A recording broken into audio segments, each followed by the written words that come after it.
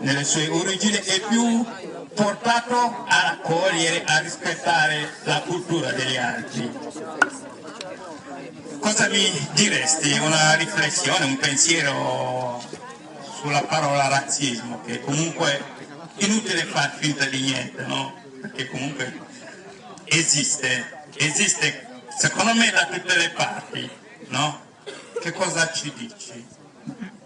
Allora, io mi occupo sì, di progetti sulla lingua sarda, però in particolare parlo a nome di Sunugal, che è un'associazione sardo-senegalese che si occupa di rapporti tra la Sardegna e il Senegal, sia nel versante viaggi, cioè di viaggi di sardi verso il Senegal, ai quali ho partecipato pure io con grande piacere, sia di farsi poi conoscere reciprocamente qui in Sardegna tra sardi e senegalesi, visto che molte volte i nostri rapporti sono solo utilitaristici, cioè solo di lavoro, dobbiamo comprare qualcosa, devono venderci qualcosa e non riusciamo mai a fare il passo successivo, cioè quello di incontrarci al di là del lavoro, magari in occasioni ludiche di divertimento dove c'è uno scambio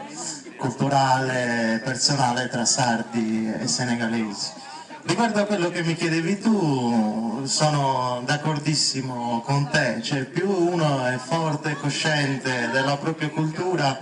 più ha voglia di conoscere, aprirsi e confrontarsi con gli altri, senza paura, senza complessi di inferiorità o di superiorità, ma con la giusta curiosità di scoprire e di arricchirsi reciprocamente. Quando mi fanno una domanda del genere io di solito rispondo con la battuta di un mio amico senegalese che conosci anche tu,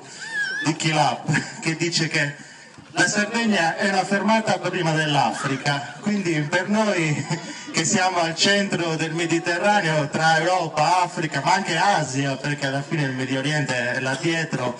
non ci dovrebbe essere niente di più lontano che il razzismo, perché io personalmente mi sento più vicino all'Africa che all'Europa, a dire la verità.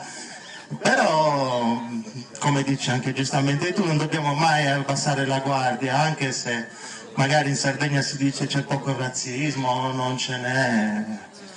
qualche razzista magari per non dire altro si trova sempre, quindi non bisogna mai abbassare la guardia. Allora benvenute queste manifestazioni dove ci incontriamo con le nostre diversità nell'idea di conoscerci, di scambiare, di arricchirci reciprocamente.